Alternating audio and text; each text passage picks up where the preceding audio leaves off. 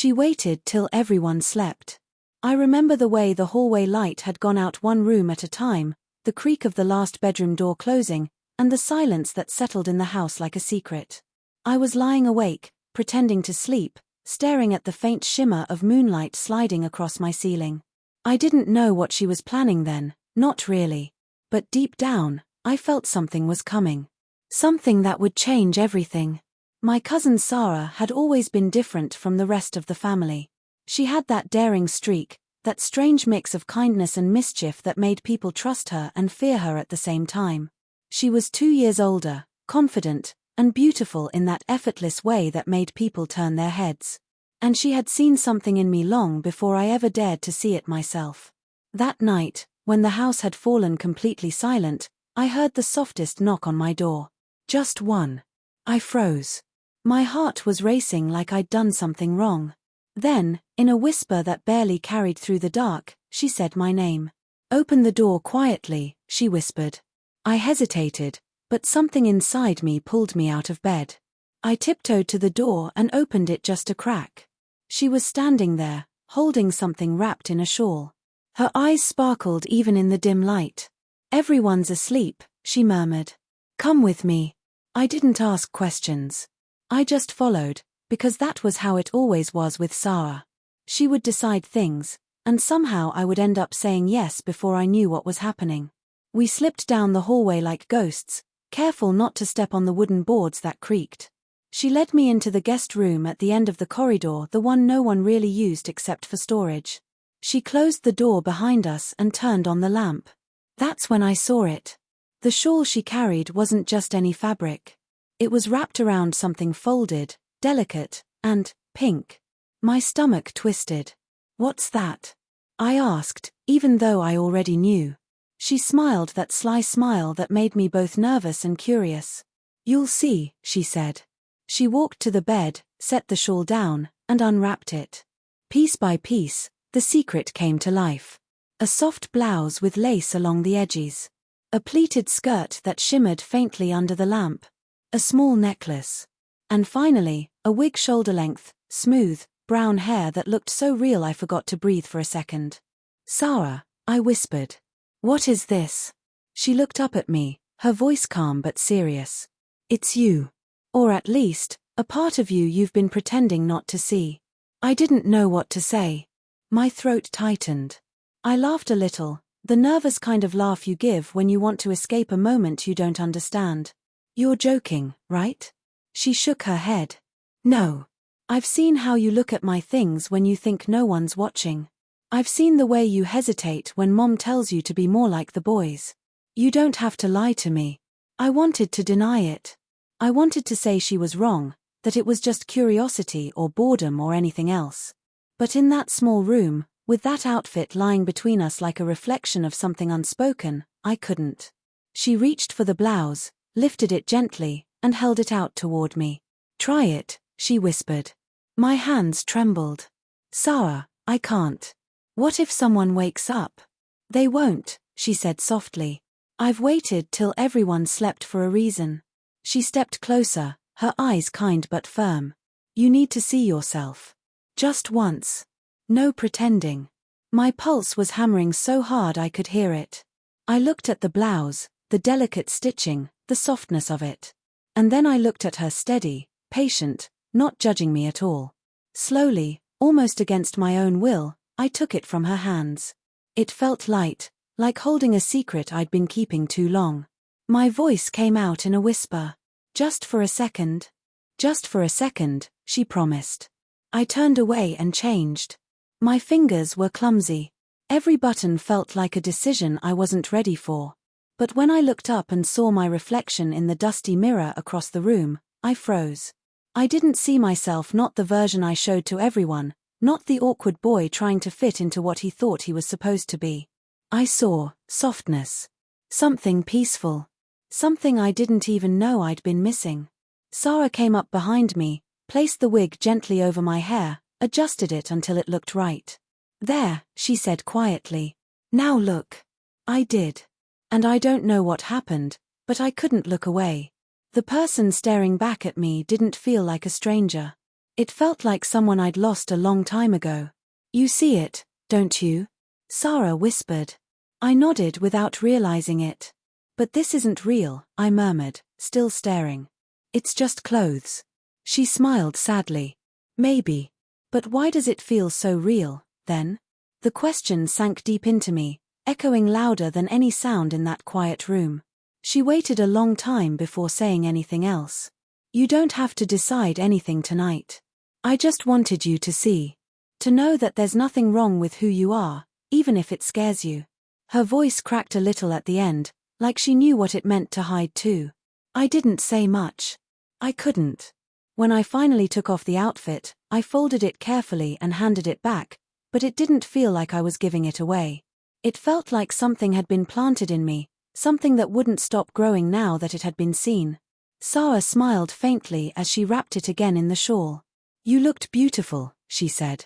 I hope one day you'll believe that too. That night, when I went back to my room, I couldn't sleep. The image in the mirror haunted me, not in a bad way, but in a way that made me ache. Like I'd seen a truth that wouldn't fit back into the lie I was living. Every creak of the house, every breath I took, felt heavier. I knew that something had changed. The next morning, I tried to act normal.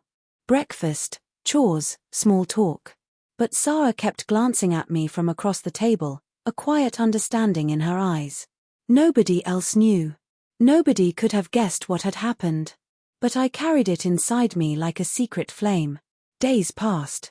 I thought it would fade, that I'd forget. But every night, as the house grew quiet, I found myself replaying that moment, the reflection, the softness, the peace. It wasn't about pretending to be someone else. It was about finally seeing myself without fear. One evening, about a week later, I found Sarah sitting in the garden alone. She looked up as I came over. You've been quiet, she said. I nodded. I've been thinking. About that night? Yeah, I admitted. She smiled knowingly. You want to do it again, don't you? I froze. Part of me wanted to deny it, but the truth slipped out before I could stop it. Maybe. She didn't laugh or tease me. She just said, then you should. I looked around nervously. How? Everyone's always home. Her eyes gleamed. We'll wait till everyone sleeps. And that was how it started again. That same quiet time when the world rested, when judgment couldn't reach us. She would knock on my door, always softly, always with that knowing smile. Each time she brought something new, a scarf, a bracelet, a little more color, a little more courage. And each time, I felt a little less like I was pretending. Little did I know, those secret nights would lead me somewhere I never expected, to a version of myself I'd spend months learning to understand, and years learning to accept. The next few nights felt like stolen chapters of a book I wasn't supposed to read, but couldn't stop myself from opening again and again. Every night, when the lights went out and the world sank into sleep, I waited. Sometimes she came. Sometimes she didn't. But whenever that soft knock echoed against my door, my heart leapt like it was answering a call only it could hear. The routine became something sacred. She'd bring something small, a ribbon, a set of earrings she'd borrowed from her mother, a simple dress she said didn't fit her anymore. Every time I wore what she brought, I felt layers of fear peel away. It wasn't about pretending to be someone else anymore. It was about letting go of who I thought I had to be. One night, she didn't speak much. She just handed me a small mirror and said, "Look at yourself, and tell me what you see." I remember hesitating, staring at the girl in the reflection. Her features were mine, but softer. More alive. "I don't know who that is," I said quietly. Sarah smiled. "That's the point. You don't have to know yet. Just be her for a while. Let her breathe." That sentence stayed with me. Let her breathe. The more I did, the more I realized how suffocating everything else had been. During the day, I'd laugh with friends, act normal, wear the same old jeans and hoodies. But at night, when the world was sleeping, I came alive in silence. It was a secret world of my own, one built out of whispers and moonlight and the gentle rustle of fabric. It was beautiful. And terrifying. One evening, as we sat by the lamp, Sarah looked serious. "You have to be careful," she said. "If anyone finds out, they won't understand." Not yet. Her tone wasn't meant to scare me, but it did. The fear of being seen, of being caught in that moment between who I was supposed to be and who I was becoming, began to settle inside me. Still, I couldn't stop. That feeling of rightness, of quiet belonging, was worth the risk. But the world doesn't stay quiet forever. The first time something almost went wrong was a Sunday morning.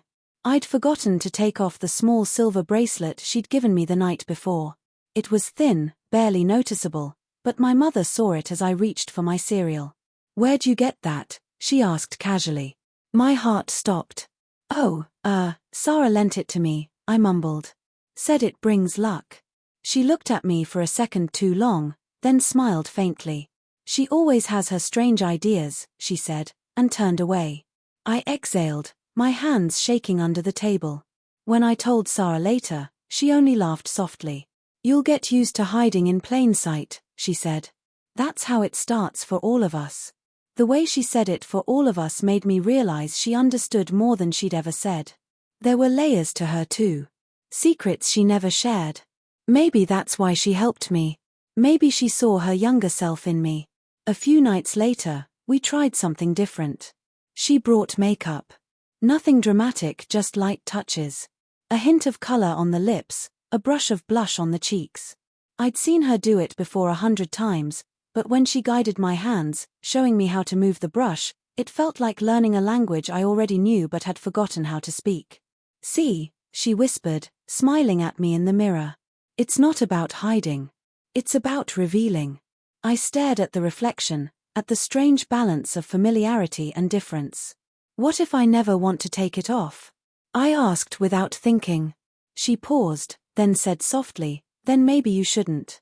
That was the first time I felt the fear of wanting too much, the fear of not being able to go back. The more I saw her helping me, encouraging me, the more I started to wonder why she cared so deeply. And one night, I asked, "Why do you do this for me?" I said, as she helped adjust the wig. She didn't answer right away. Then she said, "Because I wish someone had done it for me when I needed it." I turned to her. "You?" She smiled sadly.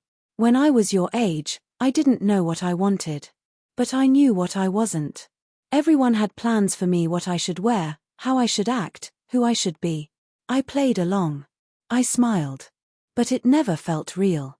You remind me of that version of myself. The one who was scared to disappoint everyone." I didn't know what to say. For the first time, I realized she wasn't just helping me, she was healing something in herself. That made everything between us feel even deeper.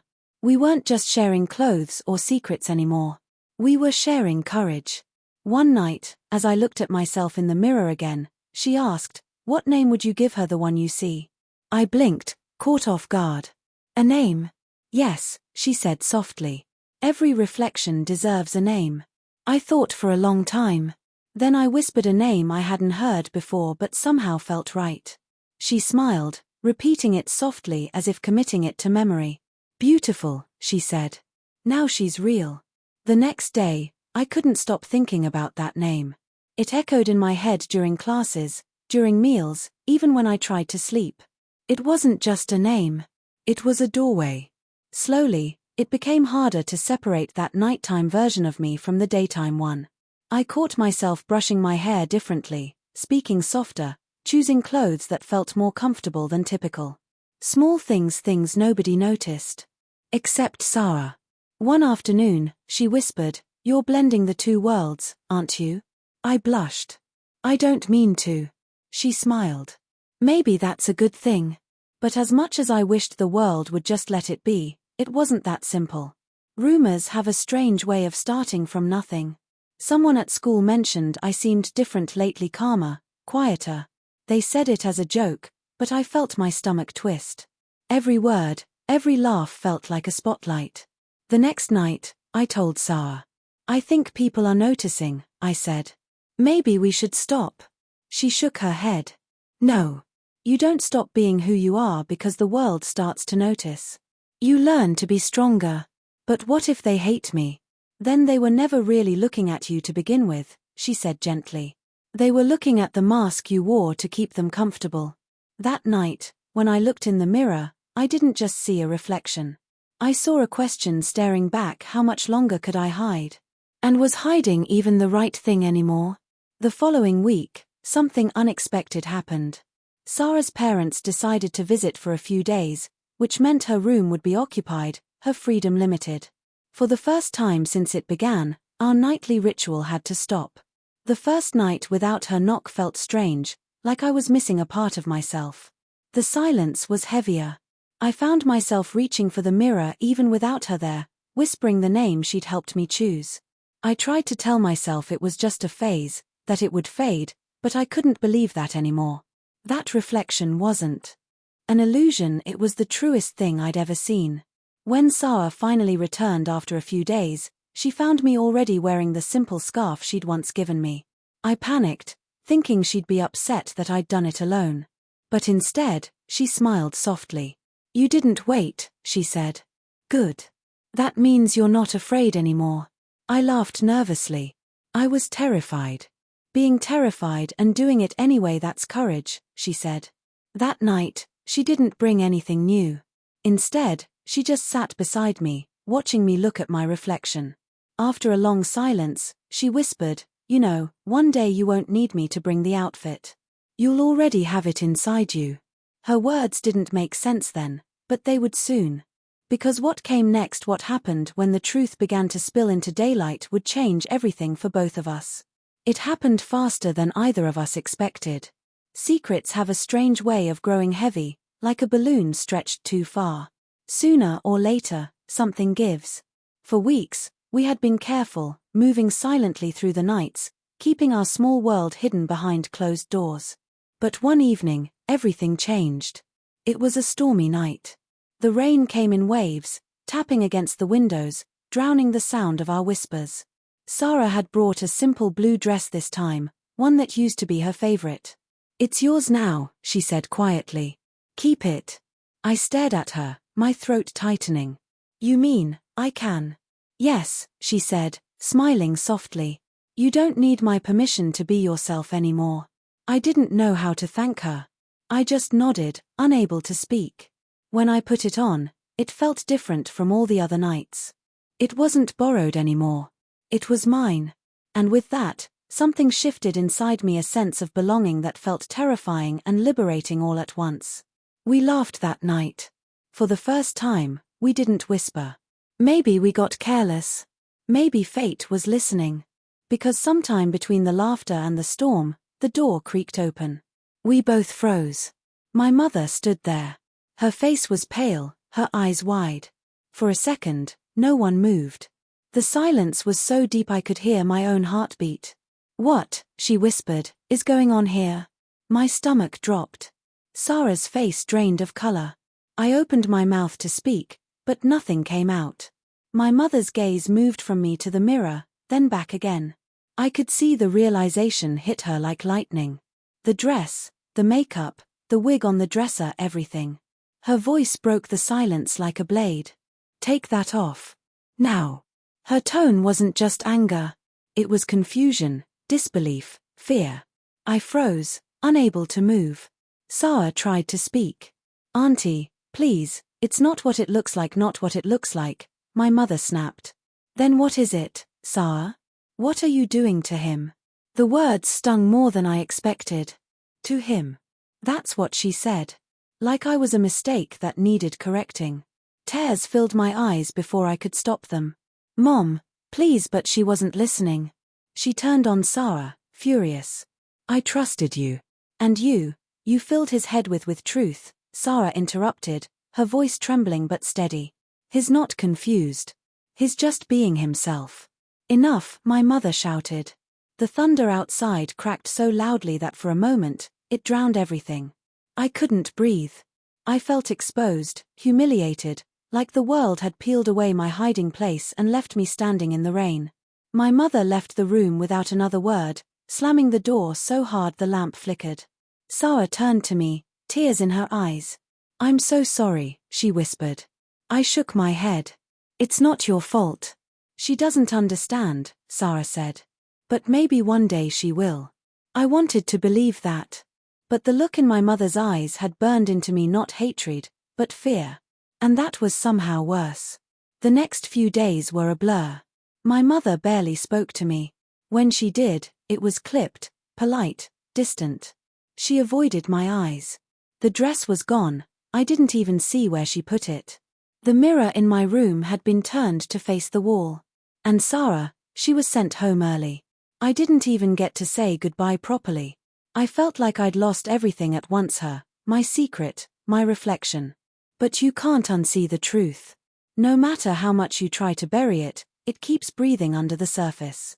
Days turned into weeks. Life went back to its pattern, at least on the outside. But I wasn't the same anymore. I felt like a ghost haunting my own life.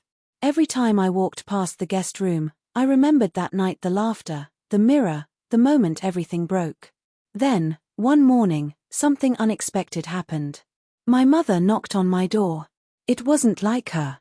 Usually, she just called from the hallway. When I opened it, she was holding something wrapped in cloth. For a moment, I thought I was dreaming. "Here," she said quietly, setting it on my bed. "You left this." I stared at it, afraid to touch it. It was the blue dress. Folded neatly, clean. My voice came out small. "Why are you giving it back?" She hesitated, her eyes softening. "Because pretending I didn't see what I saw won't make it go away. And because I realized I was more scared for you than of you."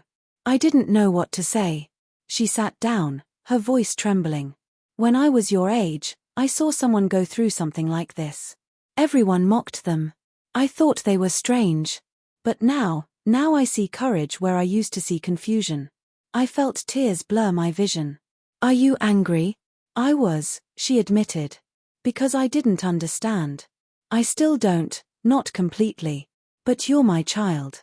And I won't let fear turn me into a stranger to you." That broke me. I hugged her, and for the first time in weeks, I felt like I could breathe again. The silence that followed wasn't awkward, it was healing. After that day, she didn't talk about it much. But she didn't stop me either. The mirror stayed where it was. The dress stayed folded on my shelf. She didn't ask, and I didn't offer explanations. It was fragile piece, but it was enough. Months passed. Sarah and I kept in touch through letters, small handwritten notes we exchanged secretly. She'd always end hers with the same words: "Be who you are, even when it's hard." And it was hard. Every day felt like walking on a line between two worlds. At school, I played the part expected of me. At home, I learned to exist quietly, carefully.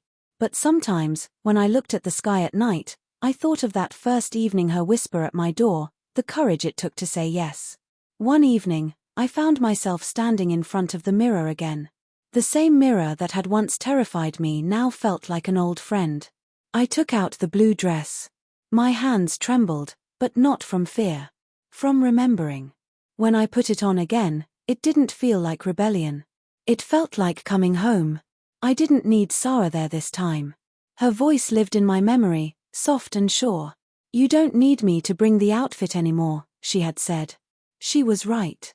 I looked at my reflection and smiled faintly. "I'm still here," I whispered. "Even if no one else sees it, I do." But I didn't know that the story wasn't over yet, that Sarah would come back into my life one last time, and with her return, everything I'd tried to hold steady would be tested again in a way I never imagined. Because when she returned, she didn't come alone. And with her came a choice that would decide who I really was. It had been almost a year since that night when everything broke open. Time had softened some of the edges, but the memory still lived in every corner of the house. The guest room stayed locked most of the time. My mother didn't say it out loud, but I knew she still felt uneasy, like she was afraid that version of me would wake up again. But it never really slept. It just waited. And then, one afternoon in early summer, I heard her voice again. "Sarah." It was strange how hearing her name in the hallway made my heart skip. She was visiting for the weekend.